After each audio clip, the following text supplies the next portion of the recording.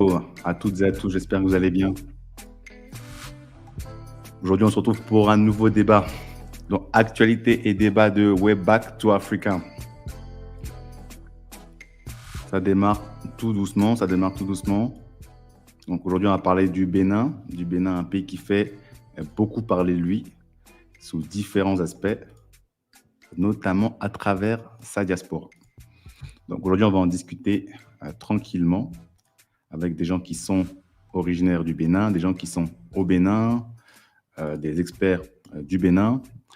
Donc c'est le moment de discuter de ce beau pays d'Afrique de l'Ouest. Je vais partager le débat autour de moi et puis on va démarrer sans plus attendre. Mais juste avant ça, pour celles et ceux qui nous suivent sur Web Back to Africa, vous savez très bien que c'est très important, avant que le live ne commence, avant que le débat ne commence, je vous invite à faire les 3 gestes qui sauvent, à savoir 1, aimer la vidéo, c'est très important pour le référencement. 2, je vous invite à vous abonner à la chaîne Web Back to Africa et activer la cloche si ce n'est pas encore le cas. Et puis 3, ne soyez pas égoïste, partagez-la autour de vous sur au moins un de vos réseaux sociaux. Donc dites-moi, est-ce que vous m'entendez bien? Est-ce que vous m'entendez bien? Est-ce que le son est impeccable? Est-ce que la musique est trop forte? N'hésitez pas à me le dire en commentaire. Donc là, il y a à peu près 5 personnes qui sont ici avec moi. Donc Samantha qui est là tous les dimanches de manière vraiment régulière. Donc bonsoir Samantha. Dis-moi Samantha, est-ce que tu nous écoutes depuis la France? Est-ce que tu nous écoutes depuis la Belgique? Je crois que tu l'avais dit dans un commentaire auparavant. N'hésite pas à le redire. Et j'espère, comme Samantha qui est là et qui commente, que vous avez fait les 3 gestes qui sauvent, à savoir 1, aimez la vidéo, 2, abonnez-vous et puis 3, partagez-la autour de vous, sur au moins un de vos réseaux sociaux. Donc Samantha nous dit qu'elle nous écoute depuis Liège, depuis la Belgique. Très, très, très intéressant. Très intéressant. Donc, on va prendre le temps, on va démarrer ce débat sans plus attendre. Je rappelle le sujet qui va parler du Bénin. Le Bénin, est-ce que le Bénin est ce nouvel Eldorado pour les populations afro-descendantes à travers le monde? Le Bénin, qui, je le rappelle, a fait énormément de choses ces dernières années. On peut très bien le lier notamment à la politique du président Talon. C'est la raison pour laquelle il apparaît sur la miniature. On peut parler des réformes économiques et structurelles, la mise en place de la zone industrielle de Glogic Bay. On peut parler de la réforme du port de Cotonou. On peut parler de la mise en place d'un seul mandat renouvelable une seule fois. Donc, on peut être président du Bénin seulement 2 fois et par personne. Donc, je ne crois pas que lorsque une personne a été présidente du Bénin 2 fois d'affilée, elle part, elle laisse un mandat et puis elle revient. Ça, ce n'est pas possible au Bénin, normalement.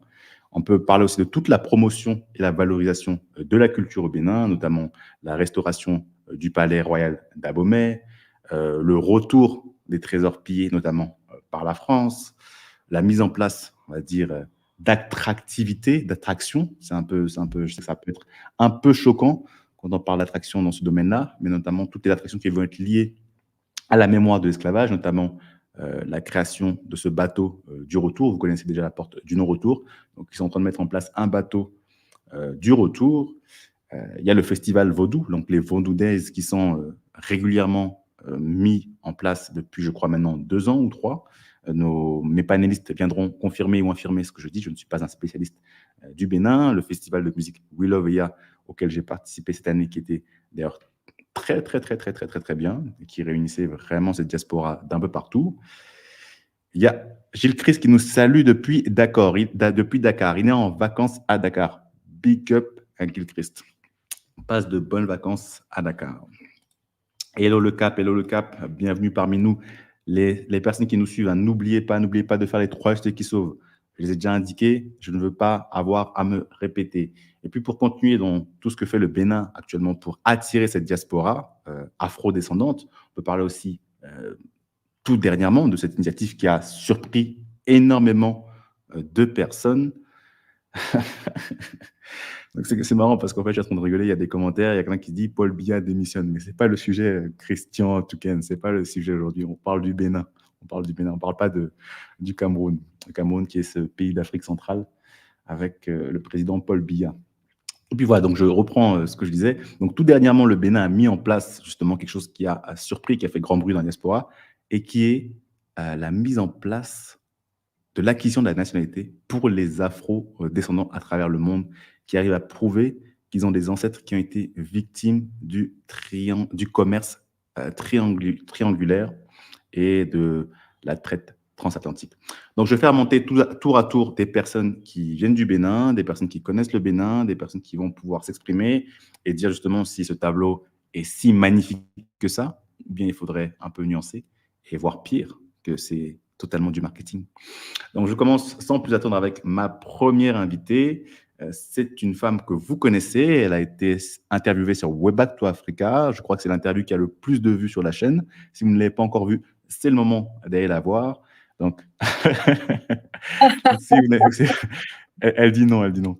Mais si vous n'avez pas encore vu l'interview, c'est le moment d'aller la voir. Donc, Chris Nelly, merci d'être parmi nous. Est-ce que tu pourrais te présenter brièvement pour celles et ceux qui ne te connaissent pas et qui n'auraient pas forcément vu cette interview dont je parle? Ok, bonjour tout le monde. Alors, je suis Chris Nelly Akova, béninoise qui a grandi au Gabon, puis fait ses études en France avant de décider de rentrer au Bénin il y a quelques années déjà. Voilà, donc je suis au Bénin, j'ai une maison d'hôte, un restaurant, service traiteur. Génial, Voilà. génial. Tu es au cœur même de ce qui se passe au Bénin depuis plusieurs années maintenant. Donc, j'ai hâte d'écouter ce que tu as à nous dire par rapport au Bénin. Je vais faire monter notre deuxième invité, Monsieur Adé. Monsieur Adé, merci d'être parmi nous. Monsieur Adé, est-ce que vous pourriez vous présenter très brièvement? Vous qui avez participé à l'événement Black Star Line à Paris sur le retour en Afrique, vous avez partagé votre expérience du retour. Vous êtes actuellement, non pas au Bénin, mais dans un autre pays d'Afrique. Je vais vous laisser détailler tout ça. Donc, bonsoir à tous. Comme Messon l'a précisé, moi c'est Adé. Donc, je suis béninois d'ailleurs, toujours. J'ai grandi en France, mais je suis né au Bénin. J'ai fait mes études à Paris. J'étais avocat de base, mais actuellement je travaille. J'ai fait mon retour en Afrique, mon way back, dans un groupe qui travaille un peu partout en Afrique de l'Ouest et en Afrique centrale. Donc, actuellement, je suis basé en Côte d'Ivoire.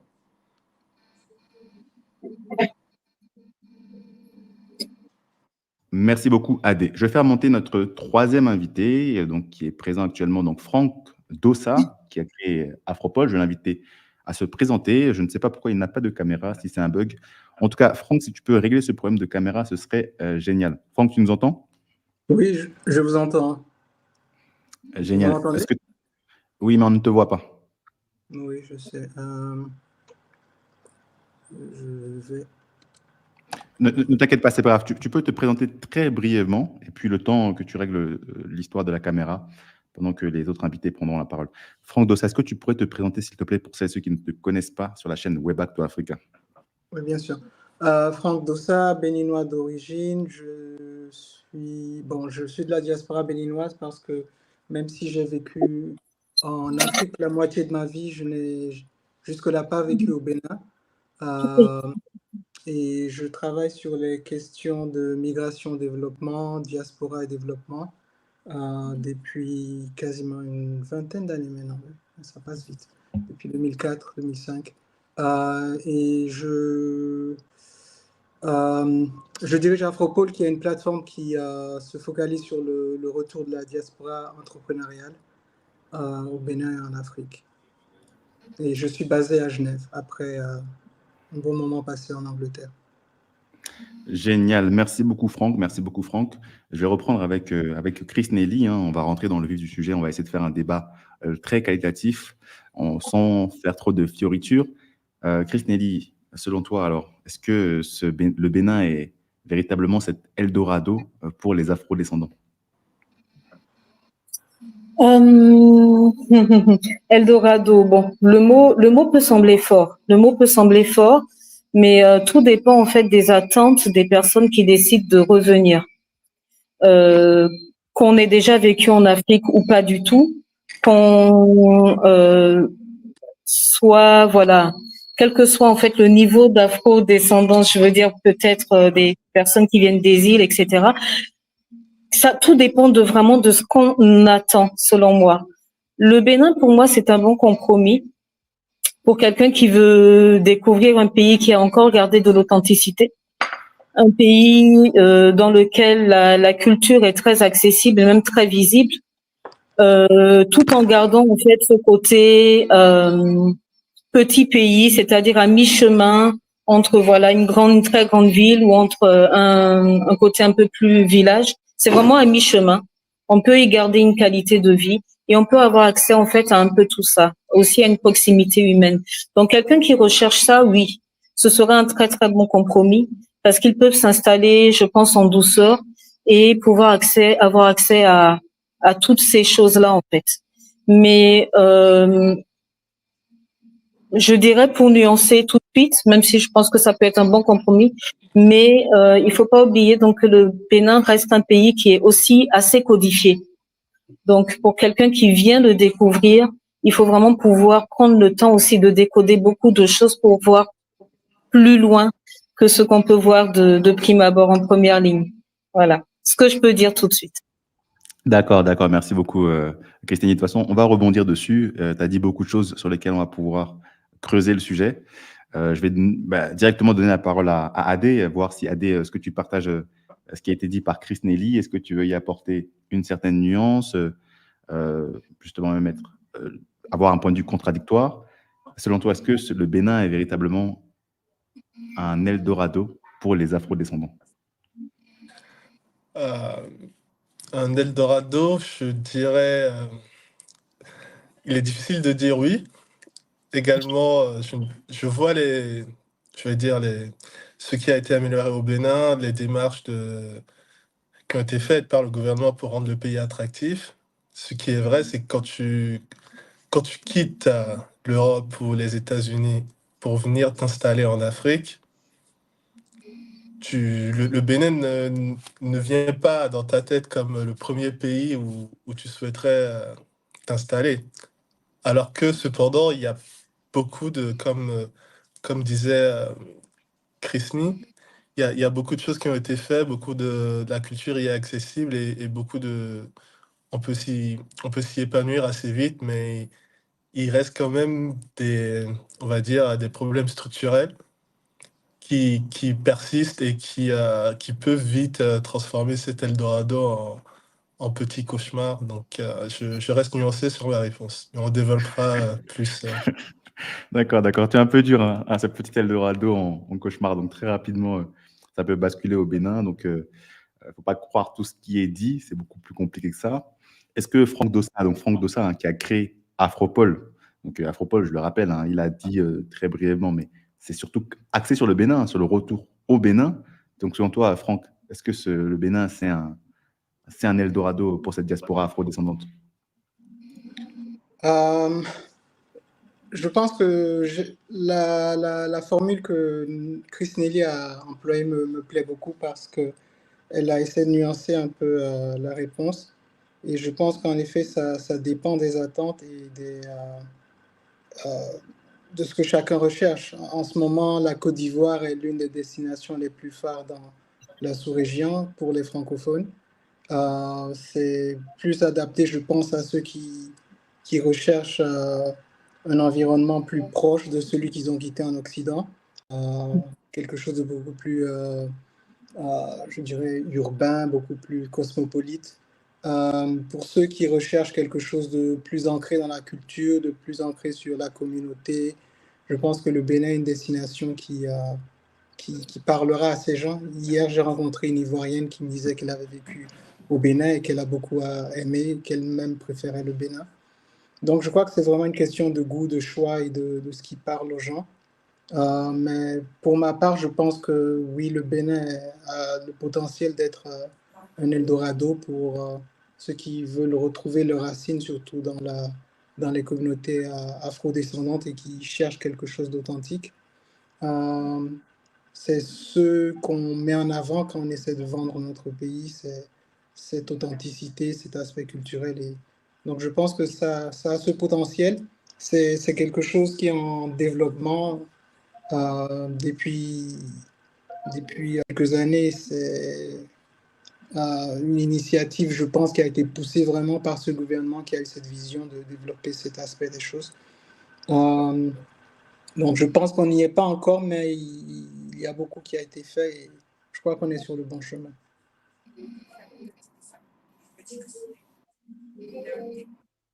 Merci beaucoup. Okay. Merci beaucoup, Franck. Merci beaucoup, Franck. Là, on reçoit un nouvel invité qui vient d'arriver parmi nous. Donc, Monsieur Herbert. Monsieur Herbert, bonsoir. Comment vous allez? Bonsoir, cher ami. Comment tu vas? Vous m'entendez? Ça va très bien. Oui, ça va très, très bien. Merci. Merci d'être parmi nous. Est-ce que tu pourrais mettre ta caméra, s'il te plaît?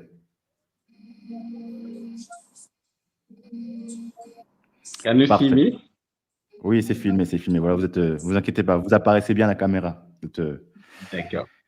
Donc, Monsieur Herbert, est-ce que vous pouvez vous présenter très brièvement, s'il vous plaît? Ok, bonsoir Messan, bonsoir chez tous. Je suis Herbert Moutangou.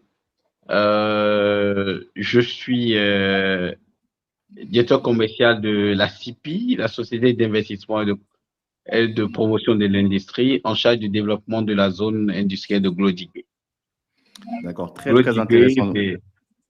Glodigué, c'est la plateforme industrielle développée par le gouvernement béninois pour attirer les investisseurs étrangers et susciter les investisseurs locaux à essayer l'industrialisation.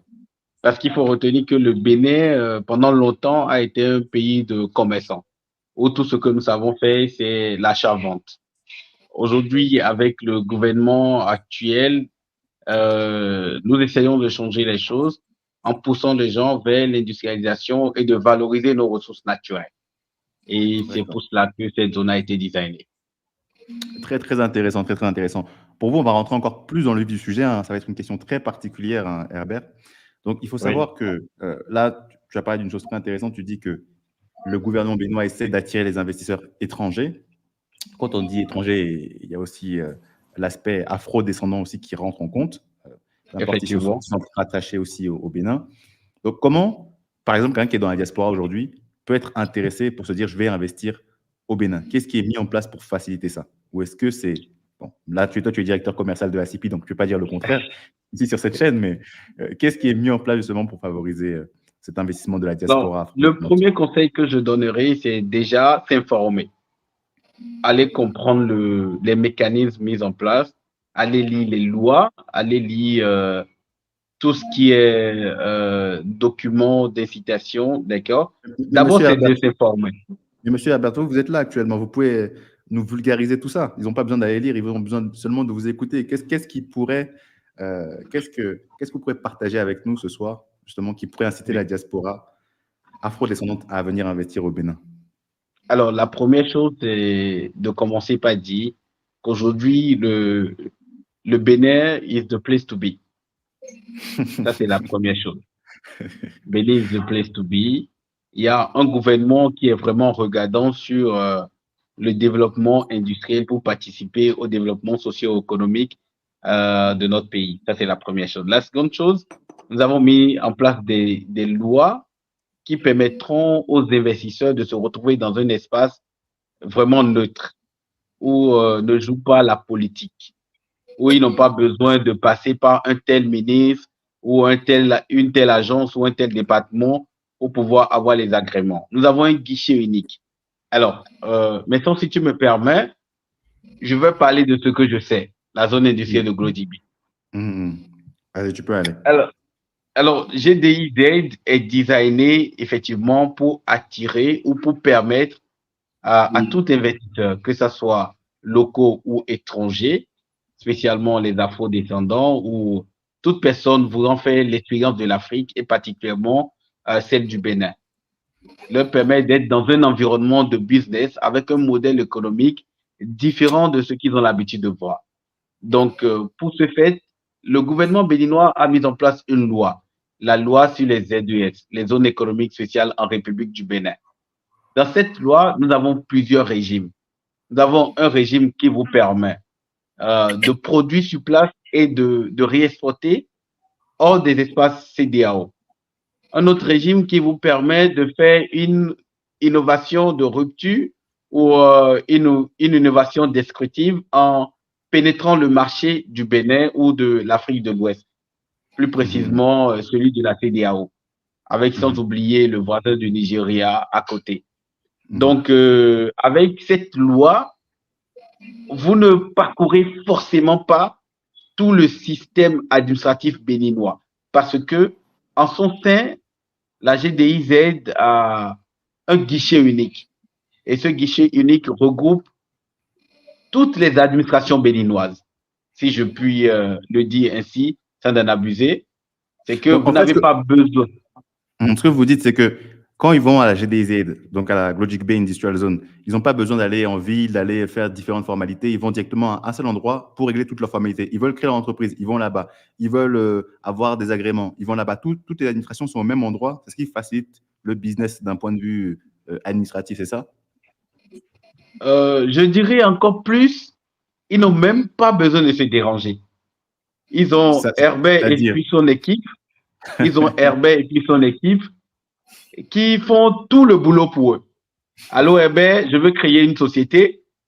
Je vous dis, voici les types de sociétés que nous avons au Bénin. Voilà, ceci, les avantages. Voilà, ceci, ce qui, les caractéristiques, les détails. OK, Herbert, je vais pour une SARL. En 2 heures de temps, ta société est créée.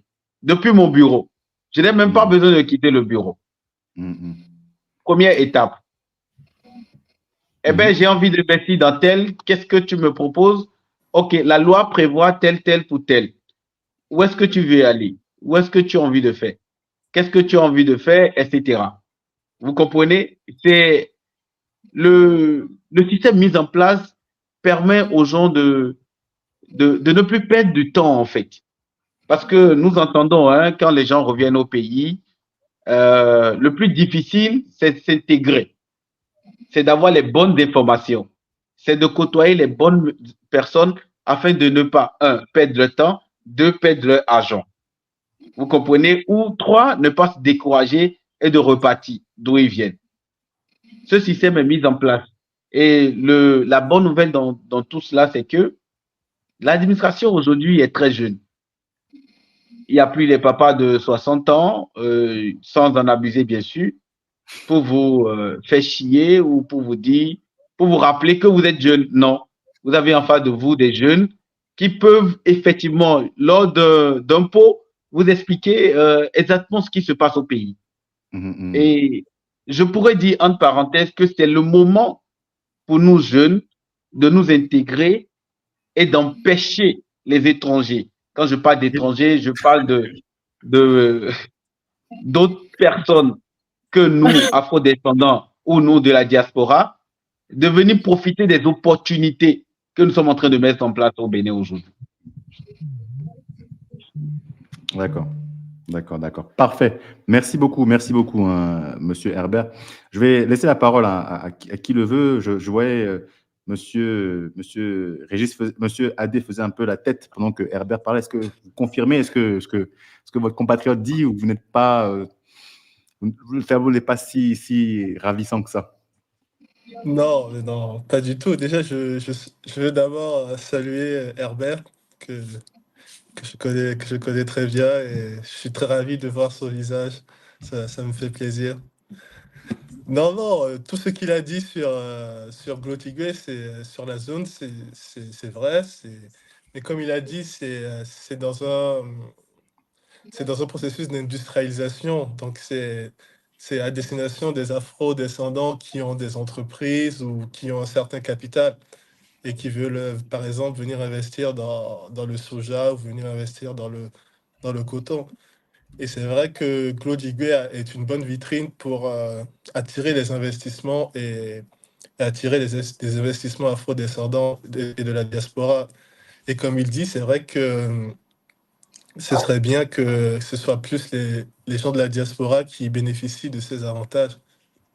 Donc, mais ça reste comme on dit dans mon ancien travail, ça reste du mid-cap, du large-cap. Mais qu'est-ce qui est fait pour les petits, les petits gens comme disent certains présidents qui veulent revenir et investir dans le pays? Je prends à titre d'exemple, moi je connais quelqu'un qui est venu, qui a créé bon, une sorte de boulangerie au Bénin, mais ça n'a pas vraiment marché parce qu'il manquait il y avait pas une demande pour répondre à cette offre. Donc, je trouve que pour venir s'installer ce que je vois par rapport aux autres pays en Afrique de l'Ouest, il faut quand même bien étudier ce que tu veux faire, comment tu veux venir t'installer. C'est pas non plus la porte ouverte. Et en dehors c'est vrai qu'à Glotigwe, tu as un guichet unique qui te permet de tout faire assez facilement, d'avoir cette flexibilité. Mais quand tu sors de Glotigwe, cette flexibilité n'existe plus.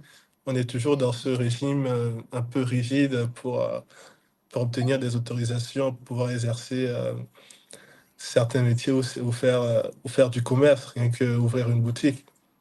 Donc, il y a des choses sont faites, mais on arrive enfin, si je compare avec la Côte d'Ivoire, on arrive à ce même niveau, mais c'est pas encore, c'est pas encore le cas, mais des efforts sont faits. D'accord. Justement, j'en profitais après tout à l'heure, hein, je vais revenir sur ça et tu vas pouvoir faire la comparaison entre la Côte d'Ivoire et le Bénin. C'est vrai que là, on parle du Bénin comme le nouvel Eldorado des Afros, mais quand on dit nouveau, c'est bien parce que c'est nouveau. La Côte d'Ivoire a gardé cette place pendant des années et quand on parle de la Côte d'Ivoire en termes d'organisation de festivals, de musique, en termes d'organisation d'événements culturels, je crois que la Côte d'Ivoire est toujours à des années-lumière du Bénin. Je crois dire ça sans heurter mes congénères, mes compatriotes béninois, car moi-même j'ai des ascendants. Je ne savais pas jusqu'à des années-lumière. Maintenant, si tu me permets, je voulais placer une petite parenthèse. Ok, très rapidement. Après, je donne la parole à Chris Nelly pour qu'elle puisse rebondir. Parce qu'elle, qui est une petite entreprise justement au Bénin, son point de vue sera d'autant plus intéressant. Aujourd'hui, nous devons penser autrement. Permettez-moi d'aller comme ça. Que nous pensions désormais à nous mettre en groupe. Parce que nous pensons petit quand on est seul. Mais quand on dépasse on passe à 2 ou 3, on commence pas par passer grand. Je vous donne un petit exemple pour te permettre de continuer. Quand je prends l'opportunité en confection de vêtements, vous avez appris beaucoup de choses sur la confection de vêtements au Bénin, où la FIFA est passée et tout. Est-ce que vous savez que 10 ou 5 afro-descendants peuvent se lancer dans ce business-là sans difficulté aucune? Ah bon? Comment?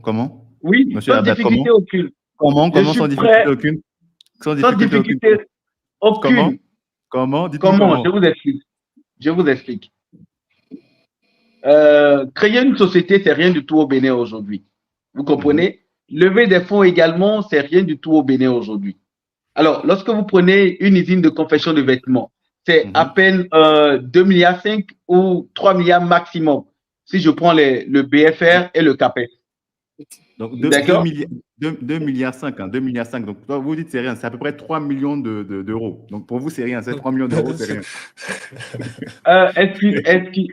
Mais sans tu me permets, je peux te dire que c'est rien du tout dans le système de la levée de fonds aujourd'hui au Bénin. Ah, d'accord. D'accord. Okay.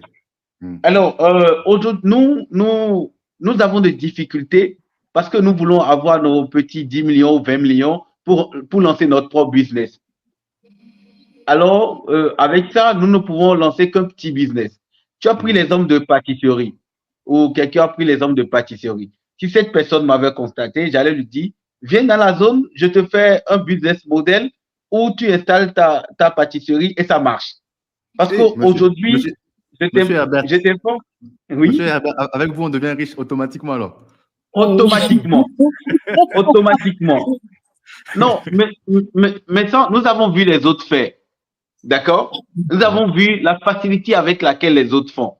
Mais c'est parce que nous ne réfléchissons pas profondément que nous sommes là à nous apitoyer sur notre sort, en fait. D'accord. Parce que je peux te dire que j'ai vu de petits Indiens venir au Bénin, d'accord, avec des projets de rien du tout, mais aujourd'hui, se font de l'argent. Je ne sais pas si tu comprends. Oui, je comprends. Là, par exemple, il y a Raptor Zification qui lui dit la chose suivante. Il dit il y a des cas sur ce thème où l'exode des Afro-Américains sur le continent est mal perçu. Donc, quand il dit Afro-Américains, je pense qu'on peut même dire les Afro-descendants en général, est mal perçu par les locaux africains, alors qu'on accueille les Chinois, les Libanais, les Européens à Brest-Vouvray. Est-ce que tu penses que au-delà même de la mentalité, de cette mentalité de faire petit, il y a ce fait qu'aussi, les gens qui sont dans la diaspora et qui veulent arriver avec des projets, Monsieur Herbert, vous les accueillez mal. Quand vous voyez d'autres Non, personnes arriver, vous les accueillez mieux. Est-ce que c'est faux? non, non, c'est faux. C'est faux? En tout cas, Ouais. moi, je suis nationaliste, je suis patriote. Mhm. Je peux vous dire, j'ai fait 2 réunions aujourd'hui dimanche Mhm. avec des locaux que je poussais à venir dans la zone pour leur dire, attention, si vous ne faites pas vite, d'ici 2 ans, vous allez commander certaines choses dans votre propre pays à des étrangers. Très Oui. bien, Monsieur Herbert. Là, vous avez eu beaucoup la parole. Donc, on va rester sur ça, on va rebondir sur vous après. Donc, rappelez-vous d'une chose, Monsieur Herbert a dit qu'avec lui, vous devenez riche en même temps. Comme vous voulez investir au Bénin, vous devenez riche en même temps. Si jamais ce n'est pas le cas, vous le poursuivez en justice. Je mets quiconque au défi. Ok, je vais justement basculer sur Chris Nelly. Chris Nelly, toi, tu as je vais dire un petit business. Parce qu'effectivement, je compare par rapport au domaine industriel dans lequel est Herbert. Donc là, on est dans une maison d'hôtes, mais pas que. Donc, tu as aussi un restaurant. Je vais te laisser détailler. Est-ce que toi, tu as l'air d'être d'accord avec tout ce qui a été dit auparavant par Herbert, notamment sur les facilités administratives, sur la jeunesse qui est vraiment mise en avant? On ne retrouve pas les vieux papas qui bloquent le système. Est-ce que toi, tu es d'accord sur ça par rapport à ta propre expérience? Et peut-être tu pourrais aussi donner un point de vue peut-être historique. Ça fait un petit moment maintenant que toi, tu es rentré et que tu as lancé des activités. Donc, tu as vu ce changement au fil des années. Qu'est-ce que tu dirais selon toi? En fait, il y a eu, depuis la présentation, depuis le premier sujet, il y a eu en fait beaucoup de sujets abordés. Avant de revenir sur la partie administrative, je voudrais dire que effectivement, je pense que là, c'est plus pour répondre à Monsieur Adé. Effectivement, le Bénin, on est vraiment loin en termes de marché déjà de la Côte d'Ivoire ou d'autres pays où il y a beaucoup plus de monde. Donc, c'est vrai que quelqu'un qui vient investir une société, une petite ou moyenne entreprise, dans une petite ou moyenne entreprise, il ne va pas s'attendre peut-être à des résultats aussi élevés ou aussi rapides, voilà, que dans un pays où il y a un réel marché. Ici, on a un tout petit marché qu'on se partage. Les personnes qui ont les moyens selon le marché, selon l'activité que vous lancez, ce sont les mêmes. C'est un tout petit marché, c'est une toute petite part de marché et voilà, on se les partage. Donc c'est vrai que c'est comme beaucoup de choses, c'est un compromis. Si on décide d'être dans un pays comme moi je l'ai décidé, d'être dans un pays où j'ai pas envie d'avoir des bouchons tous les jours pour aller acheter du pain, j'ai pas envie j'ai pas envie en fait j'ai fui certaines choses que je connaissais en Occident. J'ai préféré une certaine qualité de vie, mais ça va aussi avec peut-être revoir certaines choses ou être plus patient pour certaines choses en fait. Vous voyez? Donc c'est vrai qu'on peut pas tout avoir. Peut-être qu'en allant dans un pays où il y a un gros marché, on a aussi des désavantages que peut-être on ne souhaite pas avoir. Donc j'en reviens encore à redire, tout dépend des attentes. Et quand on sait qu'on a des attentes peut-être plus fortes sur une qualité de vie, on accepte plus facilement de revoir certaines choses à la baisse. Mais si on est très ambitieux, qu'on veut que tout aille vite, tout aille loin, tout aille plus haut, être riche en 1 jour, en 2 jours, 3 jours, forcément, ça peut vite devenir un cauchemar parce que ici il faut prendre patience. Ça c'était donc ma première réaction en fait par rapport à tout ça. Donc toujours à nuancer en fait avec les attentes qu'on a. Maintenant, est-ce que tout est devenu plus facile? Alors sincèrement, moi Claude JB je connais pas. Je suis passée devant peut-être 5 fois, c'est tout, mais je ne connais pas. Et Prenez mon contact, je vous fais visiter la semaine prochaine. Mais voilà, c'est déjà très intéressant d'entendre tout ça. Je ne le savais pas. Parce que quand on est là aussi, quand on est concentré dans son activité, dans tout un tas de choses dans la vie, en fait, les informations ne viennent pas forcément à nous. Et c'est vrai qu'on a peut-être plus de difficultés à les avoir. Quand je disais tout à l'heure que le Bénin était très codifié, il faut connaître tel qui connaît tel qui peut te dire, ah, mais tiens, pour ça, tu peux voir de ce côté. Pour ça, tu peux voir de ce côté. On n'est pas forcément tous les jours je sais pas si c'est les journaux encore qui marchent, mais je sais pas ce qui marche aujourd'hui pour être informé de tout. Peut-être que ça peut être intéressant aussi de le savoir, de le partager, pour qu'en fait, on n'ait pas l'obligation de connaître tel ou tel pour savoir où aller ou que faire. Et par rapport à la facilitation des choses en dehors de GlowJB, oui, il y a eu une facilitation, bien entendu. Je pense que quand j'ai ouvert la maison de Camélia, il fallait passer par quelqu'un qui connaît quelqu'un, qui peut aller déposer le dossier, tu déposes telle somme dessus. Une semaine après, tu rappelles, 2 semaines après, voilà, c'est plus du tout ça. Aujourd'hui, je suis derrière mon ordinateur, je fais la plupart des choses. Même si, voilà, tout n'est pas encore très, très, très bien fait. Un instant. Excusez-moi. Hein. Oui, parce que Il n'y a pas de problème. Il n'y a pas de problème. Peut-être, après, je vais donner la parole à je reviens, excusez-moi. Oui, je disais, aujourd'hui, tout est derrière mon ordinateur. Depuis mon ordinateur, je fais tout. Je fais, j'ai mon IFU. Je sais plus ce que je fais. Mes impôts, c'est devenu hyper facile que les impôts prélèvent sur mon compte. Ça se fait en un clic, quoi. Tout est très rapide de ce côté-là.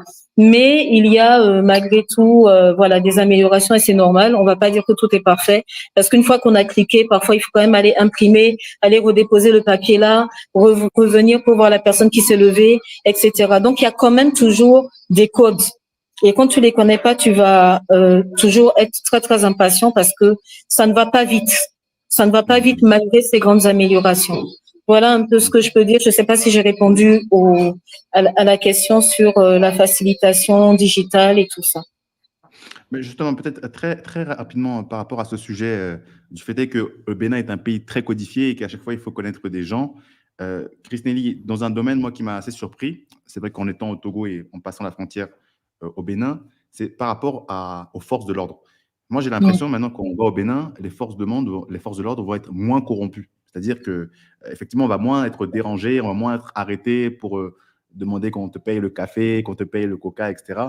Est-ce que ça, c'est qu'une impression que justement, dans ces différentes administrations, on a des jeunes qui sont dynamiques et puis c'est beaucoup plus fonctionnel ou c'est un peu plus nuancé? Ça, c'est la vision qu'on a quand on est touriste au Bénin. Je dirais il y a eu un changement parce que je crois que il y a eu une volonté affichée du gouvernement de faire réellement baisser cette corruption visible, cette corruption dans les rues, dans les administrations et tout ça. Donc cette volonté affichée forcément a fait que les gens ont plus de mal en fait à demander parce qu'ils ne savent pas en face de qui ils sont, ils savent pas si ça va remonter, ils savent pas s'ils vont être sanctionnés. Donc oui, ça a changé, mais bon, forcément comme tout, il faut nuancer. Encore une fois, faut comprendre, ça sera plus le café, mais pour certains, ce sera d'une autre manière qu'ils vont le demander. Ce sera peut-être une lenteur administrative pour d'autres encore. Pour certains, voilà, pour motiver, pour faire comprendre. Mais si tu n'es pas du tout, si t'as pas du tout grandi ici ou dans un de nos pays, tu vas quand même pas comprendre. Tu vas dire mais pourquoi ça bouge pas, pourquoi c'est lent, alors qu'en fait quelque part il y a quelqu'un qui se dit mais voilà, s'il me donne quelque chose, moi je fais avancer les choses plus vite. Donc ça existe toujours, mais peut-être moins et surtout moins affiché. D'accord, parfait. Monsieur Herbert, je vois il ouvre son micro, il éteint son micro, il veut répondre, il veut absolument répondre. Monsieur Herbert, qu'est-ce que vous voulez dire? Non, je voulais ouvrir une petite parenthèse en disant le Bénin n'est plus codifié. Désolé de le dire ainsi.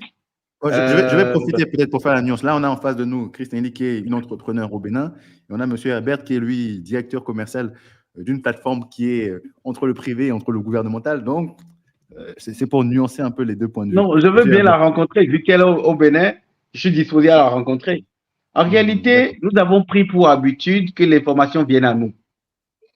Alors qu'aujourd'hui, nous devons essayer d'aller vers l'information. Là, je prends un petit exemple, si vous permettez. Elle a dit qu'elle entend parler de GlowJB, qu'elle n'est pas allée vers GlowJB. Alors que nous faisons beaucoup de publications sur notre page LinkedIn, sur Facebook, etc. Donc, si elle pousse un peu sa curiosité, elle verra beaucoup d'informations. Deuxièmement, allons-y vers les administrations. Faisons le jeu d'aller ici ou là pour voir un peu comment ça se passe et comparer à ce que nous avons entendu. Parce que aujourd'hui, le gouvernement veut qu'on vienne tester les nouvelles dispositions, les nouveaux dispositifs, pour voir si effectivement ça répond à à là où nous allons ou aux objectifs visés, ou bien s'il y a des choses à corriger. Vous comprenez? Quand je prends l'administrateur adjoint, l'autorité administrative adjoint de la zone économique, c'est un jeune d'à peine 30 ans. D'accord? Quand vous allez à la pièce aujourd'hui, il y a certains directeurs, mais le directeur, l'actuel directeur de la pièce, c'est un jeune. Donc, c'est pour dire quoi? Nous avons des habitudes et nous pensons que ces habitudes-là continuent. Mais aujourd'hui, je demanderai à tout un chacun d'aller réessayer le système, de pousser le bouchon, d'aller poser des questions, de demander. Peut-être que les informations ne viendront pas à temps, mais quand nous allons à la quête de l'information, nous pourrons avoir les bonnes informations. D'accord, merci beaucoup, monsieur. Merci, monsieur. Vas-y, Chrisnelly. Oui, juste si vous permettez. À la base, je suis quelqu'un de très, très connecté, d'accord? C'est-à-dire que dès que j'ai besoin d'une information, je vais sur Internet, je Google, je fais mon petit Google, j'ai mes informations, j'avance. C'est vrai que cette habitude-là, sur beaucoup de domaines, peut-être pas sur GlowJB, je n'attaquerai jamais parce que je compte peut-être ouvrir une pâtisserie et être très riche, donc je vais. Mais bon, je dirais que de manière générale, j'aime bien trouver l'information sur Internet parce que dans ma présentation, j'ai peut-être pas parlé de ce côté-là. Je suis à la base dans l'informatique. Mais malheureusement, sur beaucoup de choses, je ne trouve pas d'informations. C'est-à-dire que j'ai vécu longtemps en France. On va rapidement, on fait tac, tac, tac. On a nos informations tout de suite. Il y a un site, il y a ça, il y a ça. Ici, sur beaucoup de choses, ce n'est pas encore possible. C'est aussi ça qui fait que ce réflexe, on n'arrive pas toujours à le développer. Peut-être qu'aujourd'hui, il est vrai pour certains points, mais il ne l'est pas encore pour beaucoup d'autres points. Aujourd'hui, je veux savoir ce qui se passe au niveau de, je sais pas, de telle loi, de telle. Malheureusement, tout ce que j'ai à faire, même si on trouve certaines choses sur Internet ou quelqu'un qui a fait un PDF quelque part, ou je suis obligée de me référer finalement au code français en me disant bon, mais comme je sais qu'on a peut-être calqué ça sur le code français, là je retrouverai rapidement l'information. C'est juste un exemple, c'est vraiment pour dire que de manière globale, c'est encore très difficile de trouver l'information, à moins peut-être, comme vous dites, d'être connecté aux bonnes pages. Et là encore, il faut le savoir. Quand je dis codifier, c'est pas forcément avoir le bras long, connaître tout le monde partout, ou avoir une personne qui connaît tout, mais c'est toujours savoir, mais comment justement savoir GlowJB, si quelqu'un vient d'arriver, il connaît pas ce nom, il ira sur Internet, il trouvera quels sont les mots-clés qui permettront de trouver. Est-ce que dès qu'il tape investir au Bénin, il tombe sur ça? Est-ce que dès qu'il tombe devenir riche en 2 jours, il tombe sur ça? Je ne sais pas au Bénin. Donc, en fait, non, je rigole, mais juste pour dire que malgré tout, il faut dire qu'on a avancé, mais on n'en est pas encore peut-être à juste prendre son ordinateur ou son téléphone et trouver toutes les informations. Je ne le crois pas. Ok. Je suis d'accord. Donc, je vois qu'effectivement, il y a Sénat qui lui dit la chose suivante, qui est très pertinente. Dans ces cas, il faut faire appel à des professionnels. Et effectivement, pour une petite entreprise, ça peut vite revenir cher. Donc, moi, je vois aussi cet aspect, effectivement, aussi qui est très business. Donc, accompagner des gens qui ne connaissent pas forcément le Bénin lorsqu'ils veulent investir, etc. Ça peut être une idée d'activité. Après, ici, on est sur Web Back to Africa. Donc, l'idée, c'est que les gens rentrent et puissent monter leur business sans se ruiner forcément. Mais en tout cas, ça peut être de bonnes idées. Donc, je vais prendre l'avis de M. Franck Dossa, donc, qui est un Béninois exilé depuis Genève. Donc, qui a décidé, lui, de ne pas qui a décidé de ne pas être au pays, qui préfère prôner le retour au pays sans être au pays. Donc, M. Dossa, on parlait des lois. Pas des lois. Monsieur Dossa, on parlait des lois. Donc, il y a une loi tout récente. Donc, la loi qui octroie la nationalité aux afro-descendants à travers le monde lorsqu'ils prouvent qu'ils ont été victimes par leurs ascendants de la traite transatlantique. Donc, comment cette loi a été reçue, notamment dans la diaspora béninoise, du côté béninois et du côté des afro-descendants? Parce que vous accompagnez les gens au retour en Afrique et je présume qu'il n'y a pas forcément des gens qui sont que béninois. Il y a des gens qui sont béninois, mais d'autres personnes qui ne sont pas béninoises. Donc, comment cette loi a été perçue? Je vais commencer par une petite parenthèse. Les gens n'aiment pas les gens. Mais ils aiment l'argent des gens. Oui, je pense que cette loi a été assez bien reçue. Bon, je n'ai pas les échos au niveau local par la population, mais je sais que dans la diaspora, dans les communautés afrodescendantes, c'est quelque chose qui fait beaucoup parler, qui je pense, a cet effet attendu qui est d'attirer ces communautés vers le Bénin. C'est une bonne chose, mais je pense que ce qui est très important, c'est qu'il faut qu'il y ait un bon suivi, que ce soit bien appliqué. Il ne faut pas que les gens se retrouvent à attendre 2-3 ans alors qu'on leur a promis quelques mois pour ce genre de procédure. Donc, il faut que derrière cette loi, il y ait un système qui soit bien organisé. Donc, je pense qu'on a les gens compétents pour le faire. Il y a une volonté politique pour que ce soit fait. Donc, je suis assez optimiste pour que ça entre en effet, que ce soit un succès. Donc, effectivement, il y a cet aspect où on essaie d'attirer ces afro-descendants et je n'ai pas eu l'impression qu'il y a forcément la volonté d'attirer une certaine forme d'afro-descendants. Je sais que pour le cas du Ghana, il y a eu la volonté d'attirer les célébrités afro-américaines, les gens qui ont de l'argent, attirer les dollars. Là, le Bénin a l'air d'être plus ouvert, donc il n'y a pas forcément la volonté d'attirer des célébrités, etc., mais d'attirer des gens qui sont afro-descendants et qui se revendiquent comme tels.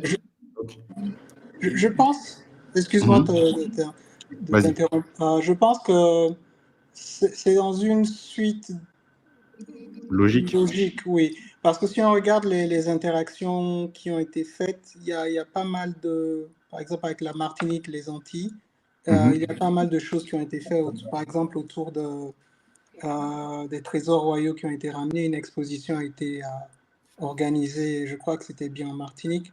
Donc il y a ce pont qui se fait politiquement. Récemment, le président était au Brésil pour négocier des accords avec les communautés brésiliennes et avec l'intention de justement créer ce pont entre le Brésil et le Bénin. Donc je pense que c'est toujours réfléchi. C'est ce qui est intéressant. C'est pour ça qu'il y a ce bond en avant, parce que beaucoup de ces choses, à la différence de ce qui se faisait avant, ces choses sont appliquées avec méthode. Ce n'est pas toujours parfait, mais je crois qu'il y a cette approche business qui a été apportée dans la gestion du public et c'est ce qui fait l'impact et tout ce bruit qu'il y a autour du Bénin. Parce que les choses sont beaucoup plus stratégiques. J'en profitais justement pour donner la parole rapidement à Chris Nelly, parce que justement là, on parle de ces afro-descendants qui viennent découvrir le Bénin. Toi, tu as une maison d'hôtes qui est une référence à Cotonou. Hein. Moi, avant même d'aller à Cotonou, tout le monde m'en parlait. Et puis après, ensuite, je suis allé à 2 reprises et je n'ai pas été déçu, vraiment. Donc toi, tu as la possibilité d'avoir tous ces afro-descendants qui viennent ou pas, justement. Est-ce que toi, selon toi, depuis que tu es rentré, tu l'as expliqué dans ta vidéo, dans ton interview, mais pour celles et ceux qui ne l'auraient pas forcément écouté, est-ce que tu as l'impression justement qu'il y a cet engouement d'autant plus important des afro-descendants pour le Bénin, avec toutes ces politiques qui sont mises en œuvre? Et c'est vrai qu'il y a un vrai focus sur le côté touristique. Donc, est-ce que toi, justement, tes affaires marchent d'autant mieux depuis qu'il y a toutes ces poussées, on va dire, toutes ces volontés politiques mises en place? Ok, bon, comme je l'avais dit lors de l'interview, c'est vrai qu'on a vu le profil des personnes qui venaient, qui avaient changé. J'en reviens un petit peu au Bénin, petit pays, pas si dynamique que ça selon Monsieur Adé, mais qui au final attirait aussi cette cible-là de personnes ou de touristes, beaucoup de femmes seules qui voulaient venir et pour lesquelles c'était déjà un bon moyen de mettre les pieds en Afrique en se sentant en sécurité. Parce qu'il faut pas oublier que le côté sécurité reste un aspect primordial pour tout touriste. Donc, en fait, nous, ayant cette stabilité, cette sécurité-là, attirons beaucoup de ces personnes-là. Et avec tout ce qu'il y a eu, tout ce qu'il y a eu pour justement les afro-descendants, ça ne cesse en fait de s'amplifier. Je sais qu'il y a eu beaucoup de personnes qui se sont installées, beaucoup qui sont venus s'installer. Quelques-uns qui sont repartis, peut-être parce que finalement, ce n'était pas exactement ce qu'ils recherchaient en termes d'attente. Mais quoi qu'il en soit, alors pour répondre à ta question, oui, on voit l'impact, on voit les gens. Maintenant, par rapport à la réponse de Franck, je dirais un peu la volonté y est, les démarches y sont. Peut-être que pour l'instant, on oublie un peu les gens. Alors, quand je dis qu'on oublie un peu les gens, c'est les locaux. Comment est-ce qu'ils sont préparés à ça? Comment est-ce qu'ils sont préparés à accueillir des Béninois qu'ils ne considèrent pas comme Béninois et qui ne se considèrent pas comme Béninois pour certains? Parce que ça peut être un refuge, en fait, pour certains. Certains, là, et puis se disent c'est une facilité, on y va. Il n'y a pas forcément un processus d'intégration que je connais, en tout cas, dont j'ai entendu parler. Peut-être que je me trompe. Un processus d'intégration de part ou d'autre. C'est-à-dire, est-ce que l'afro-descendant qui arrive passe par une case un peu comme en France où quand tu veux devenir français, on va te faire la dictée, on va t'expliquer des choses, on te raconte l'histoire, tu apprends l'hymne peut-être, j'en sais rien. Quand tu es au Gabon, que tu veux devenir gabonais, tu dois acquérir un nom local gabonais. En fait, tout ça, c'est pour t'approprier en fait cette culture. Est-ce qu'il y a un processus d'appropriation de la culture, de compréhension de ce qu'ils vont devenir, de quelle identité ils sont en train de vouloir se réapproprier, je dirais, peut-être pas approprier, mais réapproprier, puisque c'est un retour. Et de la même manière, est-ce que les populations comprennent ce qui se passe? Quand il y a un carnaval à Ouida avec des afro-descendants, eux, ils comprennent pas pourquoi tout d'un coup il y a des carnavals avec des gens à moitié nus. Il y a pas eu en fait, il y a quelque chose qui pour moi manque en fait socialement pour faire réellement ce lien et pour que voilà tout ça marche. Donc localement, moi j'entends quelques plaintes de personnes qui vont dire oui, moi depuis le temps que j'essaie de faire mes papiers, ça marche pas. Et puis là on facilite à tout le monde. Moi quand je vais, on va me dire si. En fait, j'entends un peu des sons de cloche. Donc je pense que c'est bien. Cette volonté elle est très bien parce que ne pas faire une place en fait aux afro-descendants, c'est une erreur. Ne pas leur redonner leur place du moins, c'est une erreur. Mais de l'autre côté, je pense qu'il y a quand même un choc culturel qu'il faut, des deux côtés, qu'il faut pouvoir peut-être résorber pour que tout se passe encore mieux. Génial, merci pour ce point de vue, hein, Chris Nelly. Je vais peut-être laisser Franck répondre, mais s'il répond, c'est très brièvement. Donc, il y a Francky qui disait très bon point de vue de KNA, super. Et puis de l'autre côté, je crois qu'il y a Igor qui est un ami, je pense, de Herbert, qui dit la chose suivante. L'analyse de KNA de Chris Nelly est biaisée. Tout est presque disponible en ligne au Bénin. Il y a trop de facilités administratives de lutte contre la corruption et de moyens de porter plainte, y compris en ligne. Donc, pour Igor, le Bénin est un pays qui marche comme sur des roulettes. Tout est disponible, il n'y a pas de problème. C'est un point de vue aussi qui est différent. Igor, n'hésite pas à venir dans le lien, dans le StreamYard et à donner ton point de vue aussi oralement. Et justement, je vais laisser très brièvement Franck répondre à Chris Nelly par rapport à ce qu'elle vient de dire. Désolé, j'étais en train de multitâcher. Tu n'as pas tout écouté, c'est ça? Si, mais je ne sais pas. Donc, elle parlait de la difficulté justement de faire le pont entre ces afro-descendants et les populations locales béninoises. Et justement, le fait qu'on a implémenté ce type de politique qui vise à redonner leur place aux afro-descendants, mais en même temps, il peut y avoir une certaine forme de deux poids, deux mesures, parce qu'on connaît par exemple tous des histoires de Béninois ou des personnes de la diaspora qui veulent faire leur papier, ça prend du temps. Mais là, quand on va accueillir des gens qui ne sont pas forcément béninois, ça va être très très vite, on va les accueillir à bras ouverts. Et par exemple, là, elle prenait l'exemple du festival de Ouida. Ici. Je crois que c'est le festival, c'est le Vendou Days, non? C'est ça, non? Je ne me trompe pas. Oui, mais non, voilà, donc effectivement, on va essayer de mélanger les différentes cultures, notamment afro-descendantes. On va mettre, par exemple, un carnaval où il va y avoir des personnes d'origine afro-caribéenne qui vont venir et présenter leur culture. Et pour les populations locales, on va se dire, mais quel est le lien entre le vaudou et puis justement ce qu'on voit ici à Ouida? Donc, créer le pont, un peu faire la synergie entre ces deux mondes qui peut un peu effrayer. Franck, toi, quel est ton avis par rapport à ça? Est-ce que c'est quelque chose c'est quelque chose dont tu as entendu de bons retours? Est-ce que tu partages l'avis de Chris Nelly? Oui, en fait j'étais un peu... Bon, je vais donner la parole à Herbert. Je crois que tu es un voilà, peu... non, c'est justement ça. Je me disais que c'était plutôt Herbert qui était plus adapté à répondre. D'accord. Mais je vais confirmer ce que Chris Nelly a dit. Et je me rappelle, elle a mentionné que les gens étaient un peu choqués par les images qu'ils voyaient. Et il y a récemment eu un autre festival là vraiment accentué sur l'aspect afro-caribéen, antillais. Justement, j'ai essayé de sonder les sons de cloche, voir comment ça a été reçu. parce que ça m'a surpris qu'il y ait après les retours assez mitigés En fait, c'était je crois que c'était un groupe de salsa brésilien qui avait tourné dans le carnaval et qui avait choqué beaucoup. Je pense que oui, qu'il y a un travail de pédagogie à faire. Et peut-être aussi, c'était la première édition du style, donc il y aura toujours des choses qui vont pas être parfaites ou qui vont pas parler à tout le monde. Donc je pense que pour la prochaine édition, ce sera sûrement mieux structuré pour éviter que certaines personnes soient froissées, que ce soit incohérent pour d'autres. Mais je pense qu'il y a justement, comme tu demandais tout à l'heure au sujet de quelle est l'approche du gouvernement pour attirer ces Afro-Caribéens, là, c'est un exemple de pont qui est en train d'être fait entre le Brésil, cette diaspora brésilienne, afro-brésilienne qui a ses origines au Bénin, notamment avec le vaudou qui est assez ancré dans certaines de leurs cultures.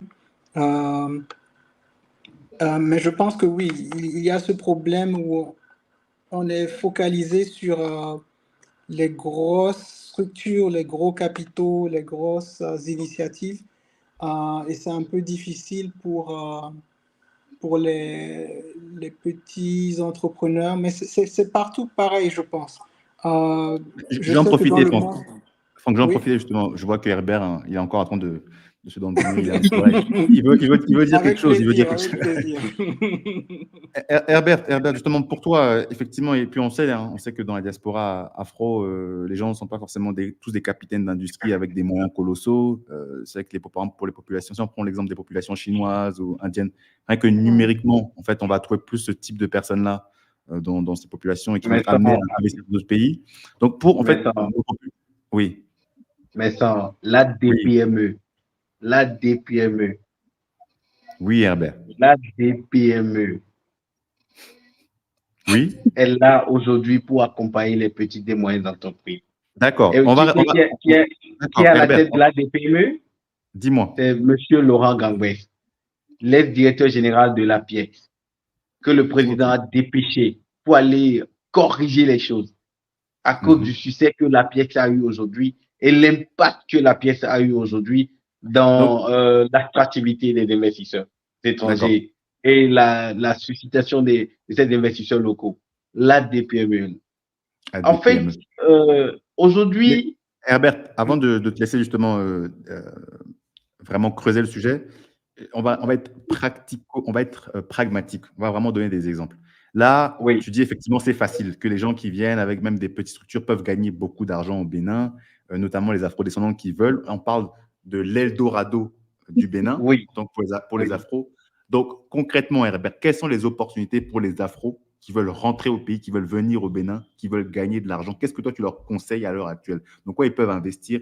De quelle manière ils peuvent être accompagnés? Et ils peuvent gagner de l'argent, ils peuvent être tranquilles au pays. Voilà, ils sont retournés en Afrique, ils sont bien et leur business marche. Qu'est-ce qui, selon toi, qu'est-ce que tu as senti dans ton métier quand les gens viennent et tu vois qu'il y a ce manque-là?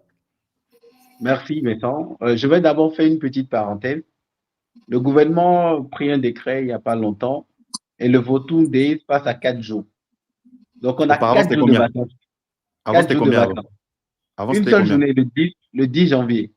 Une seule journée. Maintenant, c'est passé à 4 jours. Ça passe du 10 au 14, c'est ça? Oui. 4 jours. 10, 11, 12, 13. 13.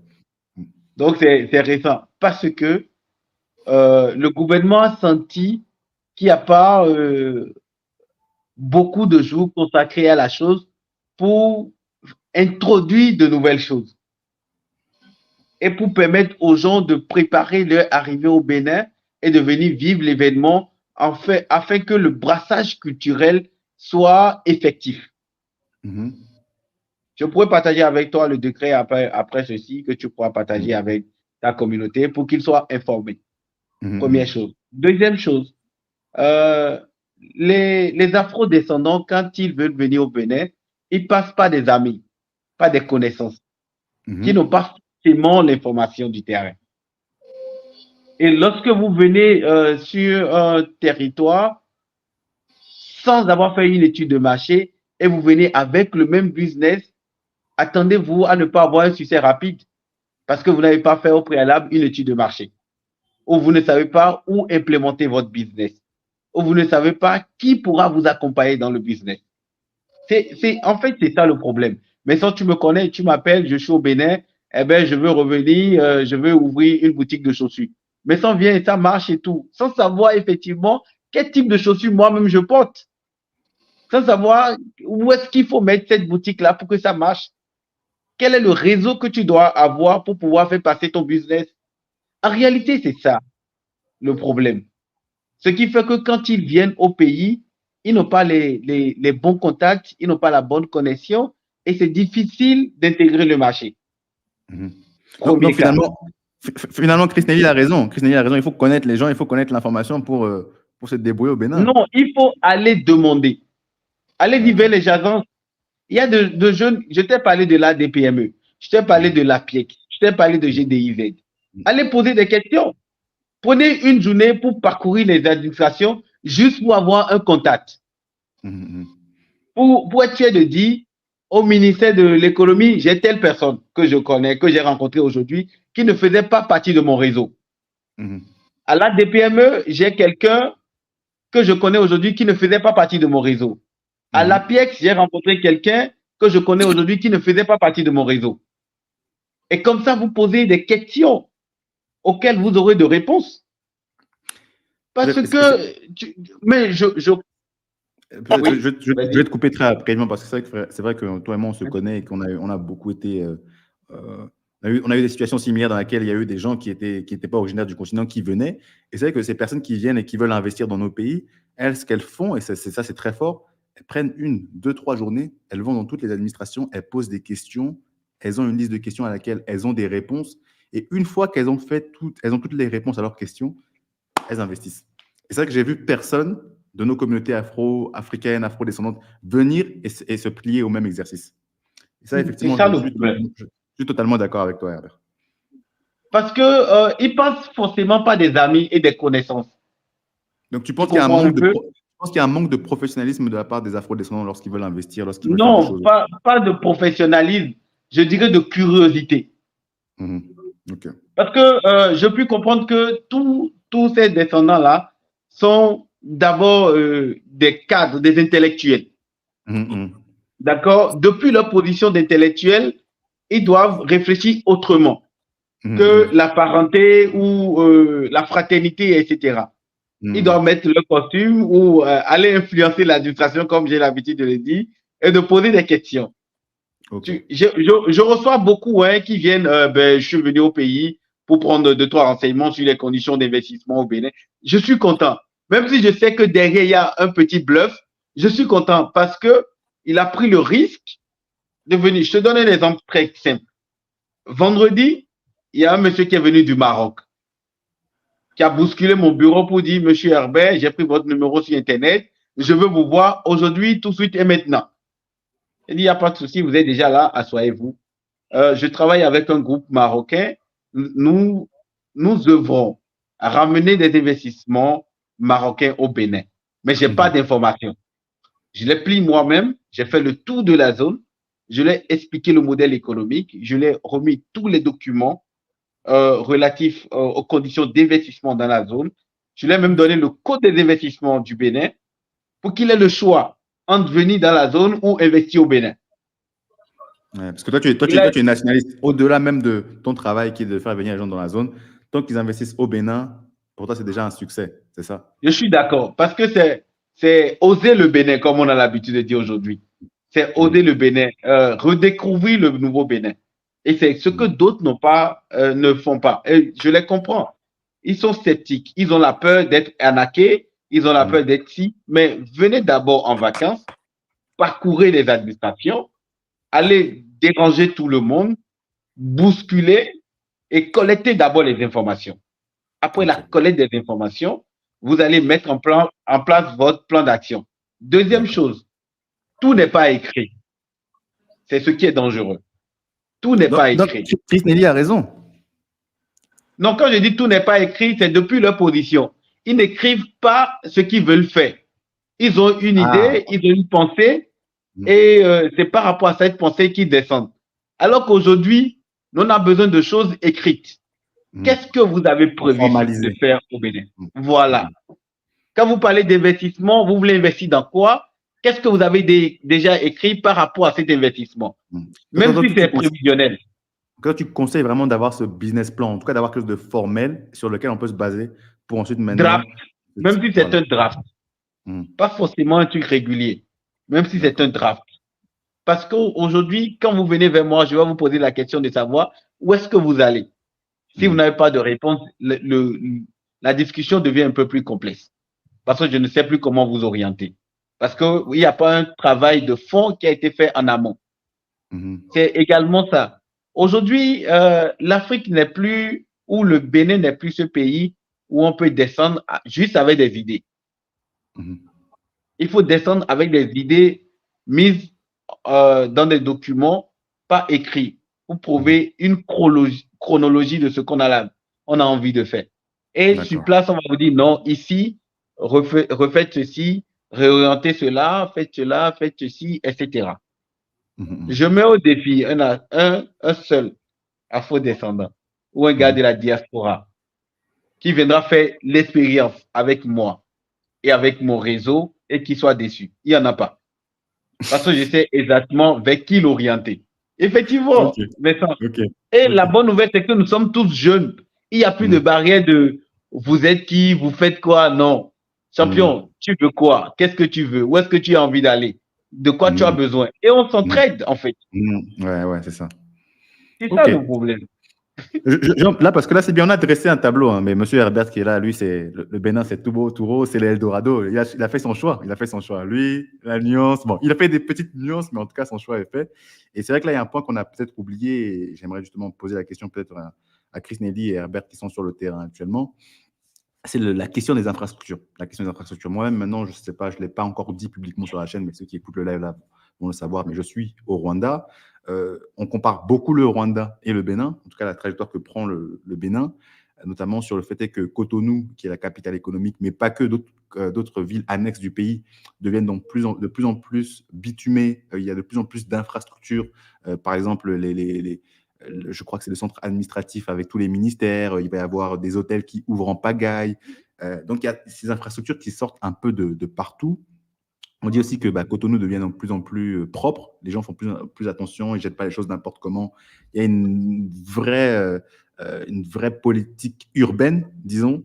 Est-ce que vous le ressentez vraiment? Est-ce que les routes sortent de partout, à tout moment, les routes se créent, ou finalement le chantier est tellement immense que malgré même tous les efforts du gouvernement, toute la bonne volonté, ça ne suffit pas encore. Est-ce que c'est quoi votre sujet par rapport à ça? Je vais laisser d'abord la question. Toi, Herbert, je sais ce que tu vas dire. Bon, on va commencer par ça, comme ça, il y a moins de surprises. Après, on va laisser la parole à Chris Nelly. Herbert, très rapidement, 1 minute. Mais pendant longtemps, on nous a dit que le développement passe d'abord par les infrastructures, surtout les infrastructures routières. Pour le commerce. Et le Bénin a compris aujourd'hui. Je te donne un simple exemple. Avant, c'était difficile de quitter Cotonou pour la zone industrielle. Aujourd'hui, je laisse Madame Nelly faire l'expérience. Dès lundi, qu'elle prenne la route, elle verra que c'est en chantier. Double voie 4x4. Double voie 4x4. Oui. Wow, ok. Permettre aux gens de circuler librement. Et ceci, ça va juste au centre du pays. Parce que la matière première vient de la partie nord du pays. Tu comprends? Et aujourd'hui, c'est ce que nous sommes en train de faire. Et c'est pas tout. Aujourd'hui, quand tu quittes Cotonou pour aller à Parakou, tu as le choix entre prendre par Porto-Novo ou prendre par Boïko. Ou prendre par la route normale qui est à Lada, etc. Parce que Cotonou, Parakou, par Boïko et par Porto-Novo en passant par Ketou, etc. Totalement bitumé. Bitumé et asphalté? Asphalté. Pour les coups, comme on le dit en goût. Ok. J'ai fait la route. Tu sais, la stratégie du Bénin, c'est effectivement attirer d'abord des investisseurs. Et quand tu veux venir, ça fait partie des indices que tu prends. Quel est l'état des routes? Quelles sont les infrastructures que vous avez? Et quelles sont les dispositions mises en place par le gouvernement? Beaucoup de choses, de petits indices. Et comme on le dit, tout se trouve dans les détails. Donc, le Bénin a d'abord misé sur les détails. D'abord, pour permettre aux gens, quand tu viens aujourd'hui, je peux faire du business uniquement dans la zone de l'aéroport. Entre Sofitel, Novotel, Golden Tulip, etc., pour te montrer le Bénin, et tu es d'accord. Après, je t'amène à Zone 5 pour que tu t'amuses, ou je t'amène à Macumba. De petits détails, et tu es à l'aise, je te dis que c'est tout le Bénin qui est comme ça, tu es d'accord.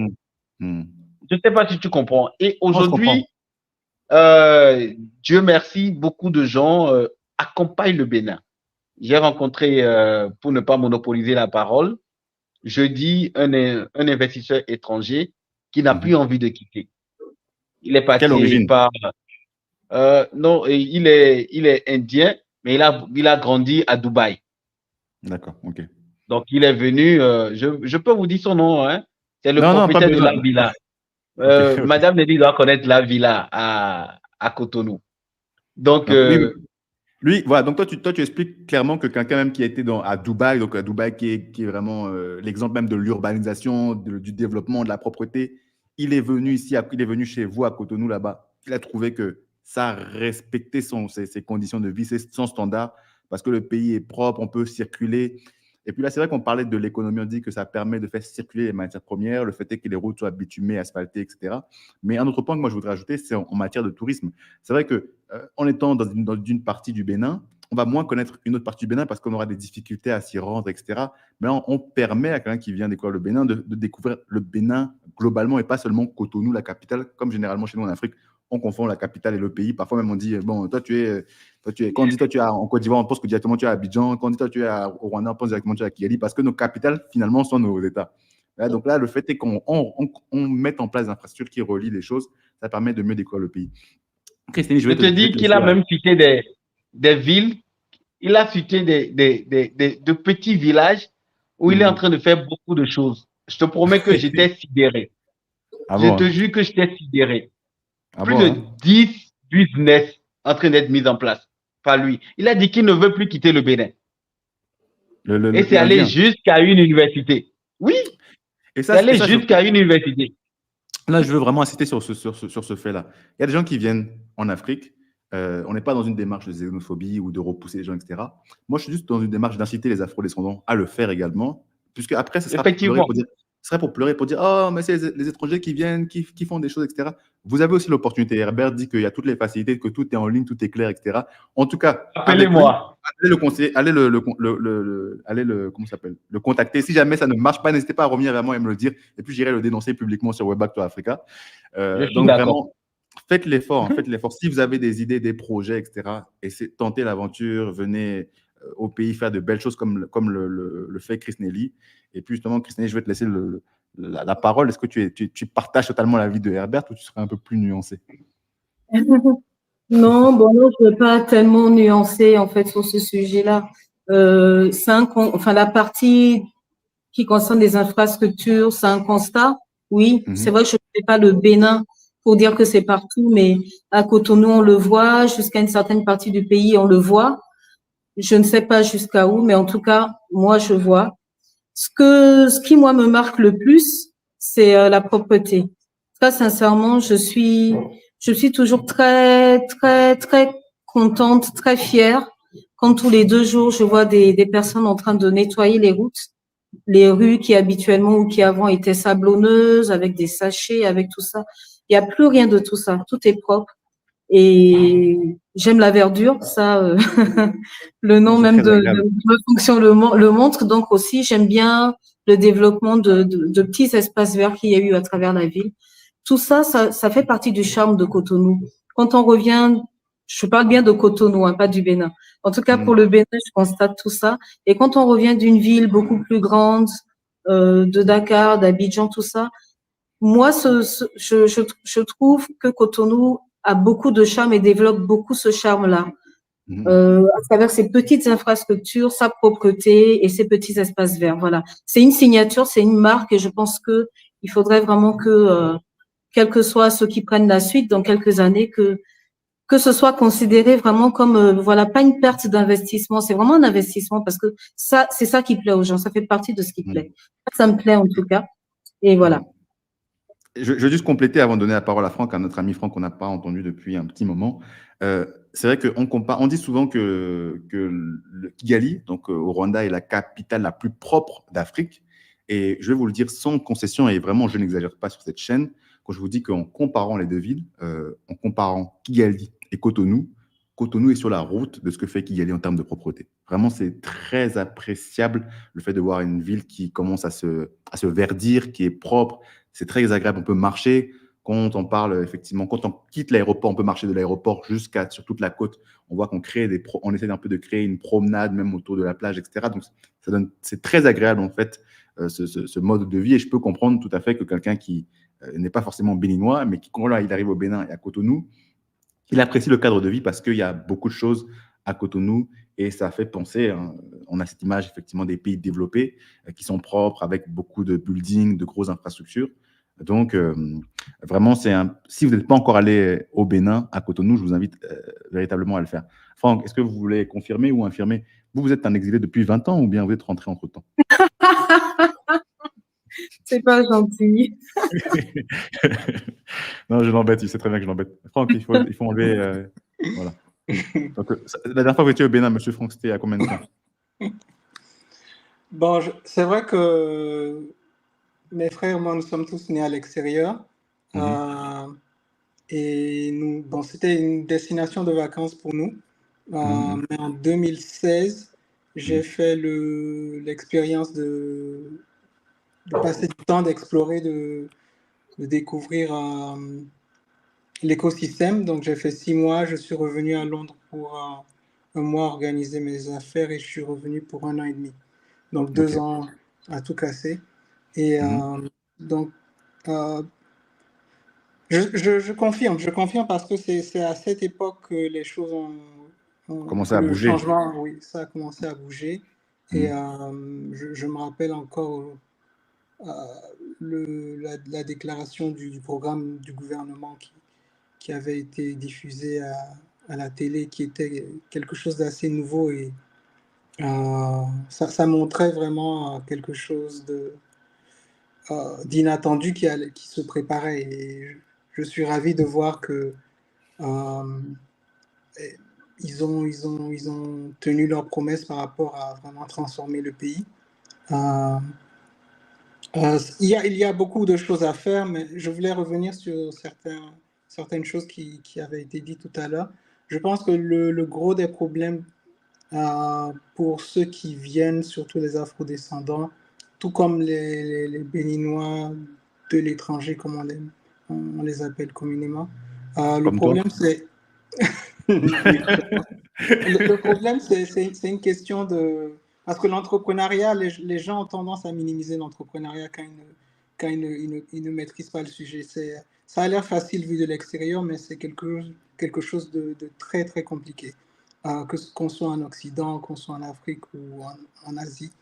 Et c'est quelque chose qui souvent nécessite ce travail en amont, cette étude de terrain dont parlait Herbert.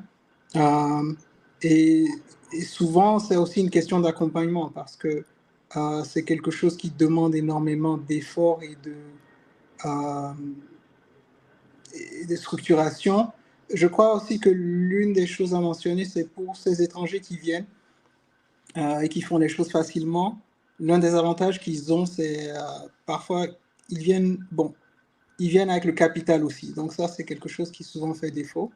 Quand tu parles bien du capital financier, n'est-ce pas? Financier, oui.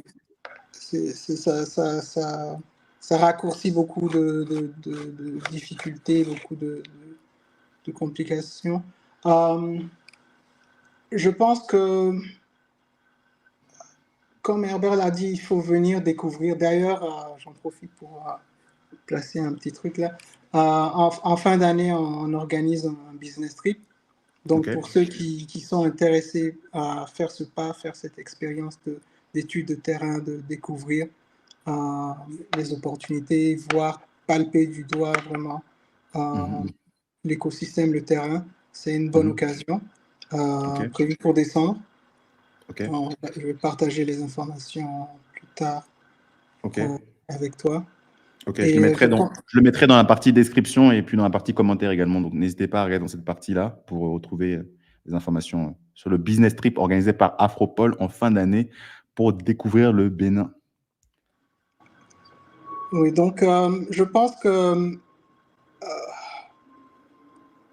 on est sur la bonne voie. On est sur la bonne voie. On a beaucoup avancé. Il ne faut pas oublier que le Bénin était socialiste pendant longtemps. Des pays comme la Côte d'Ivoire sont capitalistes, libéral, depuis pas mal de temps. Donc, c'est une dynamique différente. Mais le Bénin vient de loin. Et la transformation qu'a subie le pays est impressionnante.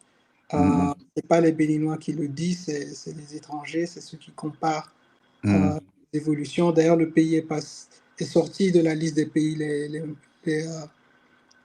les moins avancés. Les moins avancés, oui. Je vais en profiter pour essayer de respecter un peu le timing. Je voulais être à peu près à 1h30 de débat et de discussion sur le Bénin. Donc là, on est déjà à 1h20. J'en profiter. Donc, je vois qu'il y a à peu près une trentaine de personnes qui nous écoutent depuis le début. Et j'espère que vous avez fait vraiment les 3 gestes qui sauvent. Franchement, je compte sur vous. Si vous voulez faire grandir Web Back to Africa, c'est très important. Aimez la vidéo. C'est très important pour le référencement et afin que tout le monde puisse écouter ce qu'a dit Chris Nelly, Franck, Herbert et au départ AD. Puis 2, rejoignez Web Back to Africa en vous abonnant à la chaîne. Voilà, suivez Chris Nelly aussi, elle connaît les gestes par cœur. Et activez la cloche afin de ne rien manquer du contenu qui sort dessus. Et puis 3, ne soyez pas égoïste. On a une doctrine en Afrique du Sud, une doctrine africaine, Ubuntu, qui dit « Je suis parce que tu es ». Et c'est ensemble que nous faisons des choses. Herbert parlait tout à l'heure de faire des choses ensemble. Quand on est 1, 2, 3, 4, 5, on rêve grand. Actuellement, sur Web Back to Africa, on est 9500. Je compte sur vous pour qu'on arrive au moins au chiffre de 10 000. Donc, venez, partagez autour de vous, faites découvrir l'initiative. Et puis, on va rentrer dans cette dernière partie du débat sur le Bénin. On a dressé un tableau plutôt favorable du Bénin avec des nuances parfois, mais c'est toujours très positif, très amélioratif. Là, on va rentrer dans une position beaucoup plus critique. Donc, je vais prendre le fait est que j'ai 3 panélistes avec moi, 3 panélistes de qualité avec moi, justement pour dire si jamais il y avait une chose qui devait être améliorée au Bénin, laquelle serait-elle plutôt. C'est vrai qu'on prend l'exemple d'une personne comme Maureen Haïté. Je ne sais pas si vous la connaissez. Elle, qui est béninoise, qui est née au Bénin, je crois, et qui est partie s'exiler comme Franck, mais non pas en Europe, mais plutôt en Côte d'Ivoire. Et justement, elle avait été très critique sur le Bénin, justement, sur le fait qu'elle a eu beaucoup de membres de sa famille qui ont eu des problèmes, notamment dans le domaine de la santé, qu'au Bénin, on laisse les gens dans des conditions déplorables. Donc, si jamais il y a quelque chose dont vous voudriez parler et une chose qui est véritablement à améliorer au Bénin, laquelle serait-elle?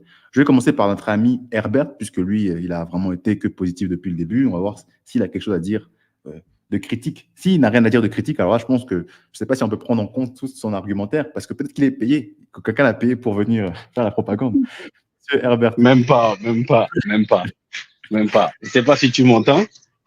On t'entend bien. Ok. Je dirais plutôt, selon mon constat, c'est que ce qu'il faut corriger aujourd'hui au Bénin, c'est de renforcer le système financier béninois pour que quand les Afro-descendants viendront au Bénin et qui n'ont pas forcément de grandes garanties pour pouvoir lever des fonds, qu'on puisse leur accorder cela.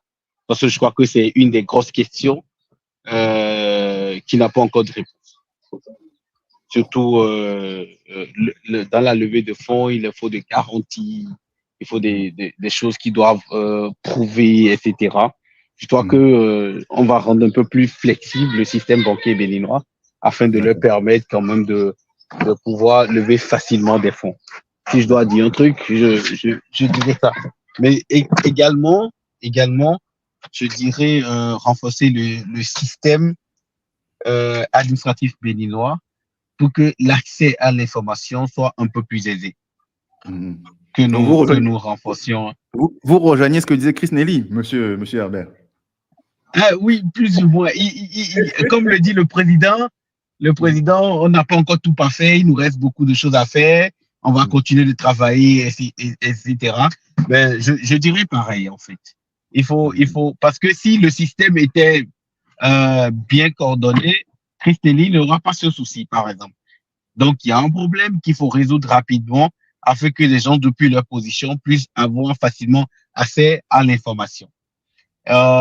Troisième chose, je dirais tantôt, si il n'y a pas de système designé pour les grosses pointures, il faut quand même mettre suffisamment de dynamisme en place pour permettre aux petites et moyennes entreprises de s'intégrer et qu'il y ait la part de marché pour tout le monde. Bon, ce qui n'empêche pas que ces petites et moyennes entreprises fassent un effort de leur côté, elles aussi, pour pouvoir offrir un truc d'innovant qui puisse quand même pénétrer le marché avec force et vraiment distinction. Parce que si c'est du déjà vu, ça sera peu accrocheur. Mais si c'est un truc vraiment nouveau, etc., on se jette là-dessus, on va faire l'expérience. Je crois que c'est ce qui est allé. Et surtout, le plus gros souci, c'est la levée de fonds pour les petites et moyennes entreprises. Parce qu'il faut partir de petits pour devenir grand. Ok. C'est ce que je dis. Merci beaucoup, Herbert. Merci beaucoup, Herbert. Donc, tu insistes vraiment sur cet aspect investissement et gagner de l'argent, s'enrichir au Bénin et trouver les mécanismes qui permettent à des gens qui n'ont pas forcément encore l'argent, mais d'aller chercher cet argent-là et pour justement grossir. Bon, je ne vais pas répéter ce que tu as dit. Hein. C'est vrai que tu as finalement confirmé les propos de Chris Nelly sur l'information. Mais c'est bien que tu le reconnaisses. Je vais donner justement la parole à Chris Nelly. Chris Nelly, selon toi, alors, qu'est-ce qui pourrait être encore amélioré au Bénin à l'heure actuelle? Toi, tu voyez tous ces différents chantiers, ça se passe bien, mais vous vous dites, mais ça, ce domaine-là, on pourrait encore l'améliorer. Et pourquoi ce n'est pas encore fait? Alors, bon, il a déjà dit des choses importantes, donc je vais peut-être continuer sur d'autres points qu'il n'a pas abordés. Tout à l'heure, tu parlais de la santé. La santé est l'un des freins pour certaines personnes qui veulent s'installer, surtout quand ils ont des enfants. Ils se demandent, mais si je tombe malade, si mon enfant tombe malade, comment je fais? Où je vais? Ils sont beaucoup de gens sont perdus de ce côté-là. Donc, la santé, les assurances santé qui aujourd'hui sont très difficiles à avoir en tant qu'individuel également. Il y a, je crois, un Européen, un Français qui a lancé ça ici. Il y en a peut-être d'autres qui le font, mais c'est encore très peu accessible quand on n'est pas dans une grosse société ou voilà une administration qui puisse prendre en compte tout ça, ou quand on n'est pas non plus dans la partie, j'ai oublié le bon terme, pour ceux qui n'ont vraiment pas de moyens et qui peuvent être pris en compte par l'État, il y a un grand vide encore. Donc, c'est pour quelqu'un qui vient d'un système, par exemple, français, c'est un frein. Ensuite, pour la deuxième chose, si je dirais, dans l'élan de tout ce qu'il y a pour le tourisme, qui est très bien, hein, qui est un très bel élan, mais malheureusement, je vais encore un peu nuancer, c'est de ne pas oublier que l'authenticité est l'une de nos premières, est l'un des premiers attraits du Bénin. L'authenticité. C'est pas la plage, il y a des pays qui ont des plages beaucoup plus belles, c'est pas les parcs, je pense, je l'avoir déjà dit, il y a des gens qui ont des parcs, bon, malheureusement, même le nôtre n'est pas encore accessible actuellement, mais c'est vraiment cette authenticité, cette culture, et en voulant la remettre en avant, il faudrait pas, en fait, selon moi, que ce soit peut-être trop modernisé et qu'on perde en fait quelque chose, en fait. C'est tout simplement ça.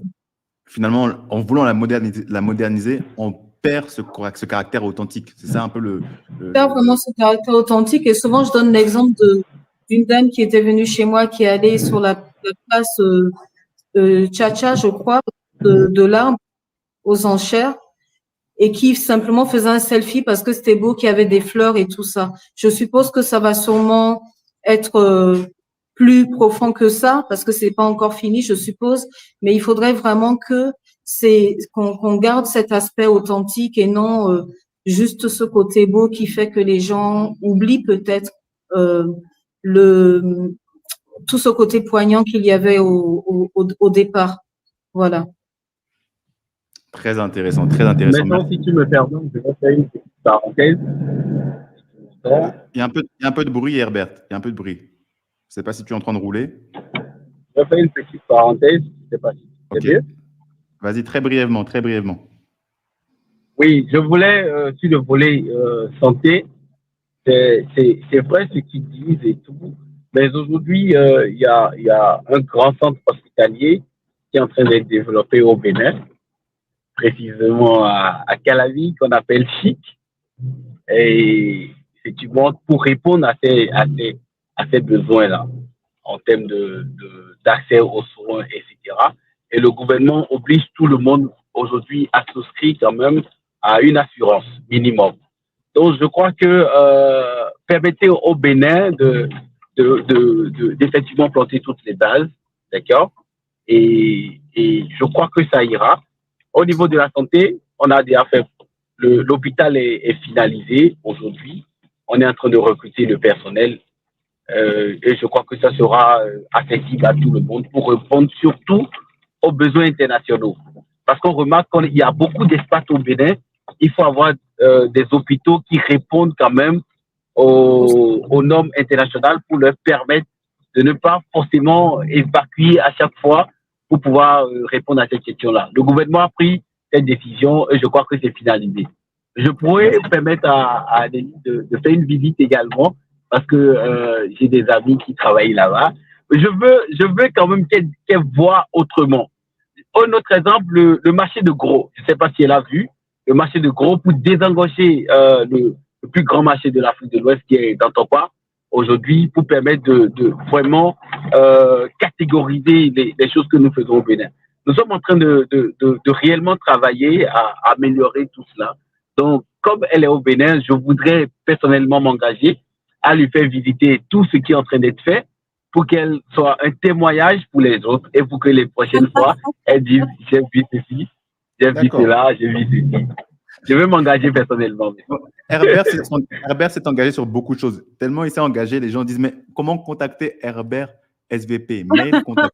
Vous inquiétez pas, vous inquiétez pas. Je vais mettre les contacts de tous nos panélistes parce qu'ils ont chacun des projets qui sont très intéressants, notamment Canelia avec la maison de Canelia, il y a Herbert qui travaille à l'OJB, il y a Franck Dossa qui travaille à Créatropole, Régis aussi à cette initiative. Donc, je vais vraiment vous mettre tout ça en avant dans la partie description, commentaires, pour que vous puissiez les contacter, découvrir leurs projets. Ce serait vraiment génial. Monsieur Dossa. Alors, bon, on appelle ça le comique de répétition, notre exilé. Donc, vous qui êtes donc, localisé à Genève, qu'est-ce que vous pensez qu'est-ce qui pourrait être amélioré selon vous, notamment peut-être pour la diaspora béninoise, mais pas que? Qu'est-ce qui pourrait être encore fait pour encore plus attirer et pour que le Bénin aille encore plus de l'avant selon vous? Qu'est-ce qui est améliorable? Bon, il y a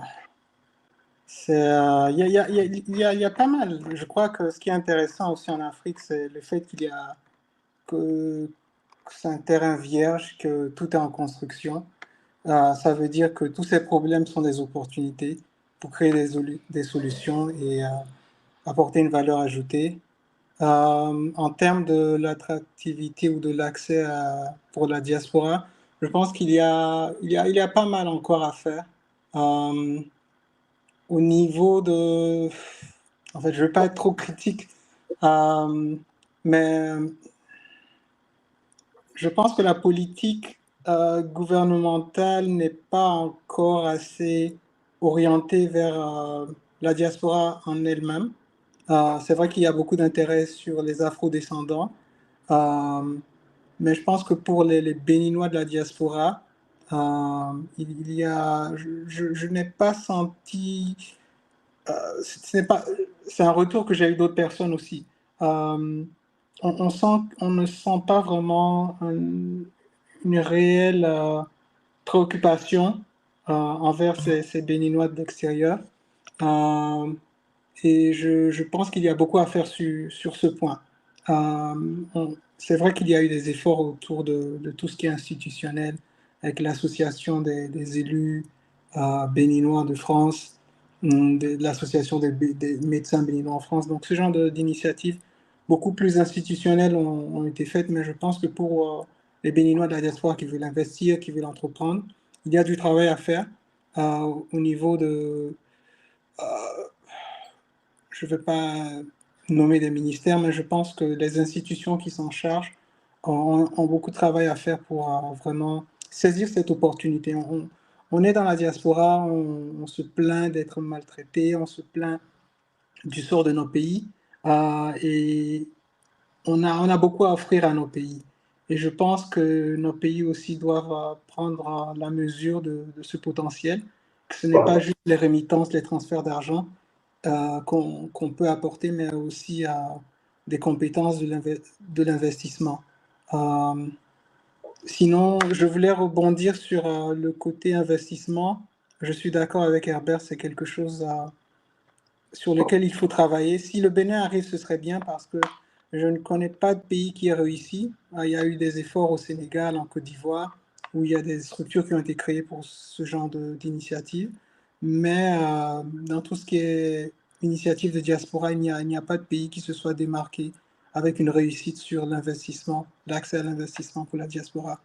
Par rapport à ce que Nelly avait dit tout à l'heure, je sais qu'il y a une carte de soins qui est disponible pour les couches de la société démunies, donc pour avoir accès aux soins gratuits. Il y a aussi pas mal d'initiatives qui sont montées par des gens de la diaspora pour tout ce qui est assurance santé, des solutions de e-santé ou d'assurance digitale assez intéressantes. Il y a pas mal d'innovations en ce moment.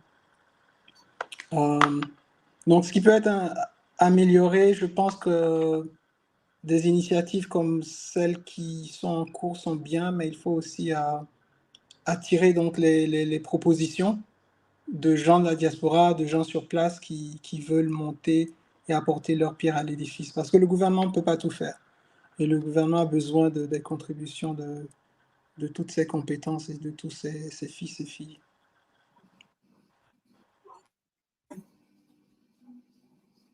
Merci beaucoup, Franck. Merci beaucoup, Franck, d'avoir apporté ce point d'amélioration qu'il y a à faire au Bénin. Donc, comment agréger ces compétences qui sont variées, qui sont dans la diaspora béninoise. Donc, il y a Igor Kokou, donc l'ami de Herbert, qui est en train d'expliquer en commentaire quelles sont les facilités d'investissement pour la diaspora béninoise. Donc, il va l'écrire en commentaire. Donc, restez à l'affût. Donc, on est arrivé, je pense, à la fin de notre débat sur le Bénin en tant qu'Eldorado pour les Afros. Je vais laisser à tout le monde la possibilité de faire de donner un mot de la fin qui doit être très bref. Je vais vous laisser peut-être une phrase, voire au plus 1 minute. Je n'hésiterai pas à vous couper. Je vais commencer, comme on dit souvent, honneur aux femmes. Donc, je vais commencer avec Chris Nelly. Et Chris Nelly, alors, merci d'avoir participé à ce débat avec nous. Est-ce que tu pourrais donner ton mot de la fin, s'il te plaît? Bon, on a beaucoup parlé déjà. Je dirais juste qu'il y a de la place pour tout. Avec un peu de courage et un contact comme Herbert, tout ira bien. Ok. C'est donc ton mot de la fin? C'est avec de... D'accord, ok, génial.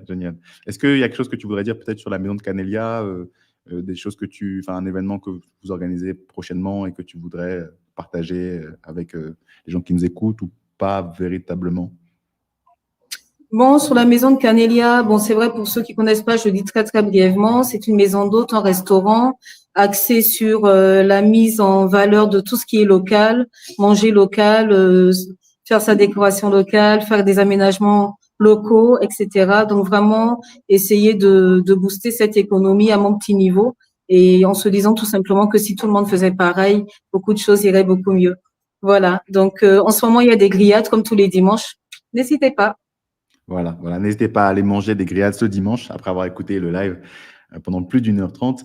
Allez à la maison de Canelia. Monsieur Herbert, vous qui conduisez, j'espère que vous êtes bien prudent, hein, que vous n'avez pas fait d'accident pendant le live. Hein. Nous sommes au Bénin et beaucoup de choses ont changé aujourd'hui. Beaucoup de choses ont changé, mais vous conduisez, vous téléphonez, vous conduisez en même temps. Le Bénin est un pays de pagaille encore. Alors, Rapidement, je dirais que je suis très content d'avoir participé à cela, d'avoir rencontré des têtes pensantes. Je crois que déjà, nous constituons déjà la relève. Et continuer de penser ainsi changera beaucoup de choses. Premier point. Deuxième point, c'est que changeons notre mentalité, changeons notre façon de faire, revoyons ce que nous pensons de l'Afrique, du Bénin plus particulièrement, repoussons nos limites, allons plus vers l'information, euh, dérangeons les gens, dérangez-moi. Je pourrais vous mettre en connexion, en relation avec beaucoup de personnes. Je suis capable de le faire.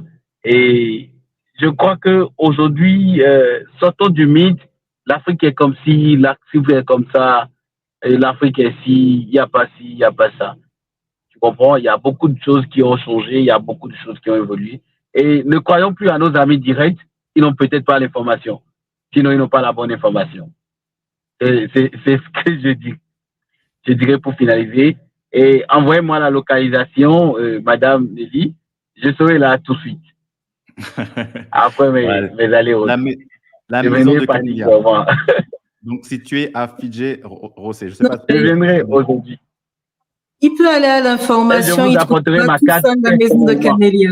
Ah, l'information est disponible en ligne. Voilà. L'information est disponible en ligne pour la localisation. Il suffit de chercher un peu. Ok, bon. Vous serez le bienvenu, bien entendu. Ok, parfait.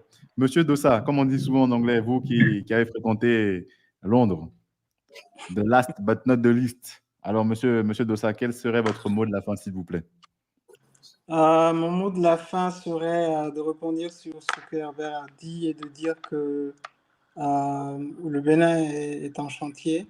On ne peut pas continuer à nous plaindre du sous-développement, des étrangers qui prennent tous les marchés si on ne fait pas l'effort d'aller sur le terrain, de mouiller le maillot. Ce n'est pas quelqu'un qui va venir développer le Bénin pour nous, c'est à nous de le faire.